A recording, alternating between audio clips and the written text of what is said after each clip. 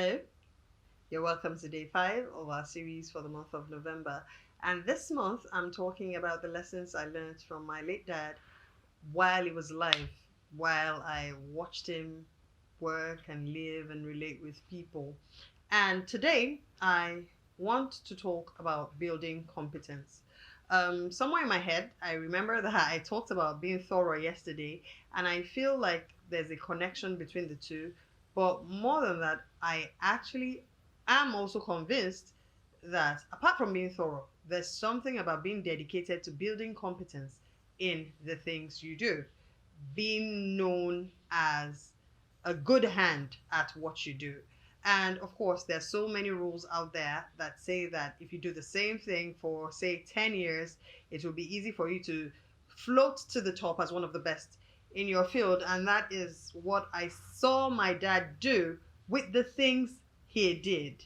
You know, yesterday, in talking about his thoroughness, I mentioned a few things about how he handles matrimonial causes, that's divorce cases and cases related to marriage.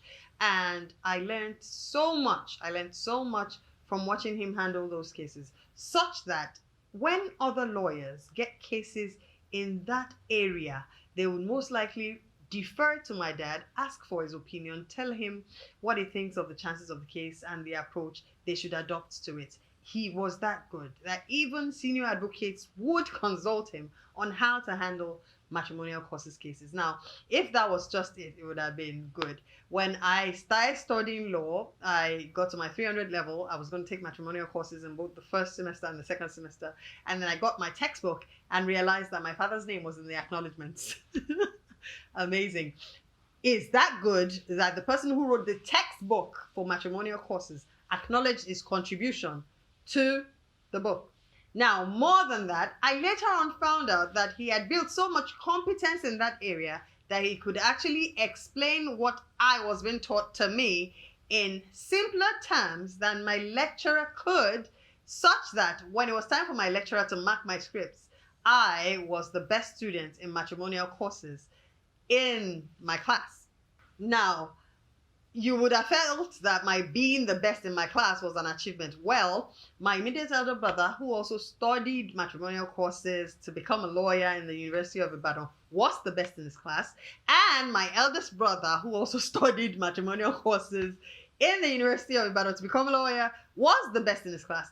Dad was that good at it that it somehow, I don't think it was through the bloodstream. I don't think it was osmosis or diffusion, but somehow he was so good at it that he could translate literally all the principles to us with such ease that wake us up from sleep, we can easily tell you what should be, what should not, how it should be done, how it shouldn't be done rather. And then the amazing thing is, while we don't want to be veterans or great people at, helping you pull apart your marriage if it's not working, we actually are. It just shows you that he became good at it and could actually transfer that knowledge much more easily. Another thing he was really good at was employee relations. When it has to do with employment, I know that he is a consultant to lawyers on which rules to apply. Well, he was a consultant to lawyers on which rules to apply on which case. Building competence doesn't only come from working on that area of thing or building expertise in that field, in that discipline. It also comes from niching, picking a particular field and studying everything you can about it. He would stay up at night reading. I don't know if I can ever do that. He'll read all night, read all day. He's up by 4 reading. He doesn't go to sleep till very late reading.